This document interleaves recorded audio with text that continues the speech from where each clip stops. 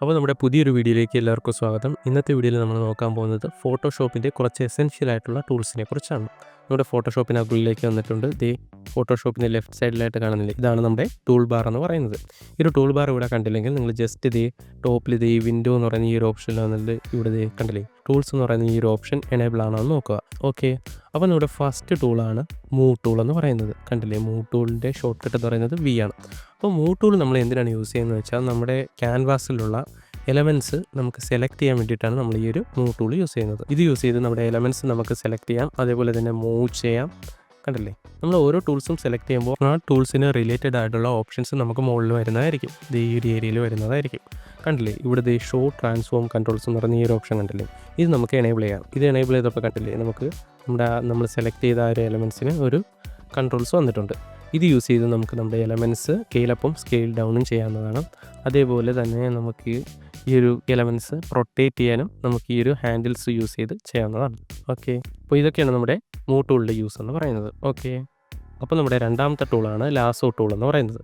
Lasso ടൂളിൻ്റെ short cut എന്ന് പറയുന്നത് എല്ലാണ്. കണ്ടില്ലേ, അപ്പോൾ നമ്മൾ ലാസോ ടൂൾ എന്തിനാണ് യൂസ് ചെയ്യുന്നതെന്ന് വെച്ചാൽ നമ്മുടെ ഇമേജിലുള്ള അല്ലെങ്കിൽ നമ്മുടെ ക്യാൻവാസിൽ നമുക്ക് സിമ്പിളായിട്ട് ഒരു സെലക്ഷൻ ക്രിയേറ്റ് ചെയ്യാനായിട്ടാണ് നമ്മൾ ഈ ഒരു ലാസോ ടൂൾ യൂസ് ചെയ്യുന്നത്. കണ്ടില്ലേ, നമുക്ക് സിമ്പിളായിട്ട് നമുക്കൊരു ലാസോ ടൂൾ യൂസ് ചെയ്ത് നമുക്കൊരു സെലക്ഷൻ ക്രിയേറ്റ് ചെയ്യാവുന്നതാണ്. നമ്മുടെ ഈ ഒരു ഹാൻഡിൽ നമ്മൾ എത്രത്തോളം പ്രിസൈസ് ആയിട്ട് കൊണ്ടുപോകുന്നു അത്രത്തോളം പ്രിസൈസ് ആയിട്ടുള്ള നമുക്ക് ഒരു സെലക്ഷൻ കിട്ടുന്നതായിരിക്കും. ഓക്കെ, അപ്പോൾ നമ്മുടെ അടുത്ത ടൂളാണ് ക്വിക്ക് സെലക്ഷൻ ടൂൾ എന്ന് പറയുന്നത്. ക്വിക്ക് സെലക്ഷൻ ടൂളിൻ്റെ ഷോർട്ട് കട്ട് എന്ന് പറയുന്നത് W ആണ്.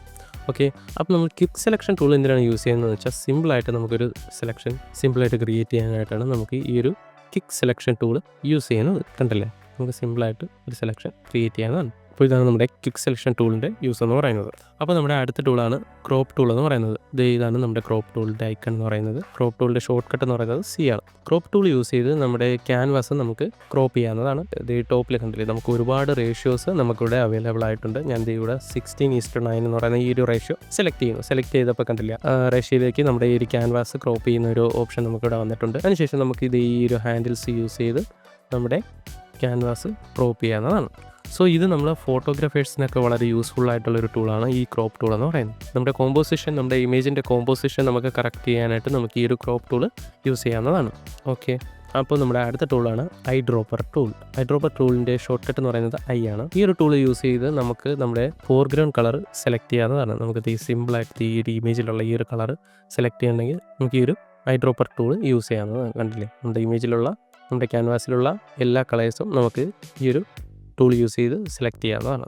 ഓക്കെ, അപ്പോൾ നമ്മുടെ അടുത്ത ടൂളാണ് സ്പോട്ട് ഹീലിംഗ് ബ്രഷ് ടൂൾ എന്ന് പറയുന്നത്. ഇതാണ് നമ്മുടെ സ്പോട്ട് ഹീലിംഗ് ബ്രഷ് ടൂളിൻ്റെ ഷോർട്ട് കട്ട് എന്ന് പറയുന്നത് J ആണ്. സ്പോട്ട് ഹീലിംഗ് ബ്രഷ് ടൂൾ നമ്മൾ എന്തിനാണ് യൂസ് ചെയ്യുന്നതെന്ന് വെച്ചാൽ ഇതുപോലെ ഡാമേജ്ഡ് ആയിട്ടുള്ള ഇമേജസ് നമുക്ക് റീസ്റ്റോർ ചെയ്യാനായിട്ടാണ് നമ്മൾ ഈ ഒരു spot healing brush tool use ചെയ്യുന്നത്. ഇത് യൂസ് ചെയ്ത് നമുക്ക് ഇതുപോലുള്ള ഇമേജസ് നമുക്ക് റീസ്റ്റോർ ചെയ്ത് പെർഫെക്റ്റ് ആയിട്ട് മാറ്റാൻ പറ്റുന്നതാണ്. ഓക്കെ, സോ ഇതിനായിട്ടാണ് നമ്മൾ ഈ ഒരു spot healing brush tool use ചെയ്യുന്നത്.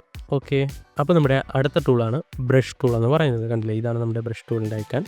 ബ്രഷ് ടൂളിൻ്റെ ഷോർട്ട് കട്ട് എന്ന് പറയുന്നത് B ആണ്. ഓക്കെ, ടോപ്പിൽ വന്നിട്ട് കണ്ടില്ലേ, നമുക്കിവിടെ ഒരുപാട് ഓപ്ഷൻസ് നമുക്കിവിടെ അവൈലബിൾ ആയിട്ടുണ്ട്. ഒരുപാട് ബ്രഷിൻ്റെ ഓപ്ഷൻസ് നമുക്കിവിടെ അവൈലബിൾ ആയിട്ടുണ്ട്. എൻ്റെ ഇവിടെ ഹാർട്ട് റൗണ്ട് എന്ന് പറയുന്ന ഈ ഒരു ബ്രഷ് സെലക്ട് ചെയ്യുന്നു. അതിനുശേഷം ഈ ഒരു ഫോർഗ്രൗണ്ട് കളർ ഞാൻ ബ്ലാക്ക് ആക്കി മാറ്റുന്നു. അതിനുശേഷം നമുക്ക് ആവശ്യമുള്ള രീതിയിൽ നമുക്ക് ഡ്രോയിങ് ചെയ്യാനായിട്ട് നമുക്ക് ഈ ഒരു ബ്രഷ് ടൂൾ യൂസ് ചെയ്യാവുന്നതാണ്. ബ്രഷ് ടൂളിന് ഡിഫറെൻറ്റ് ടൈപ്സ് ഓഫ് യൂസസ് ഉണ്ട്. കൂടുതലും നമുക്ക് ഡിജിറ്റൽ ഡ്രോയിങ്സിനാണ് നമ്മൾ ഈ ഒരു ബ്രഷ് ടൂൾ യൂസ് ചെയ്യുന്നത്. അതിനുശേഷം നമുക്ക് വരുന്ന ടൂളാണ് നമ്മുടെ ഇറേസർ ടൂൾ എന്ന് പറയുന്നത്. ഇറേസർ ടൂൾ എന്താണ്, നമ്മുടെ ബ്രഷ് ടൂളിൻ്റെ ഓപ്പോസിറ്റാണ്. നമുക്ക് ഇറേസ് ചെയ്യാനായിട്ടാണ് നമ്മൾ ഈ ഒരു ഇറേസർ ടൂൾ യൂസ് ചെയ്യുന്നത്. കണ്ടില്ലേ, ഓക്കെ. അപ്പോൾ നമ്മുടെ അടുത്ത ടൂളാണ് പെൻ ടൂൾ എന്ന് പറയുന്നത്. പെൻ ടൂളിൻ്റെ ഷോർട്ട് കട്ട് P ആണ്. നമ്മുടെ ഫോട്ടോഷോപ്പിലെ വളരെ പവർഫുൾ ആയിട്ടുള്ളൊരു ടൂളാണ് പെൻ ടൂൾ എന്ന് പറയുന്നത്.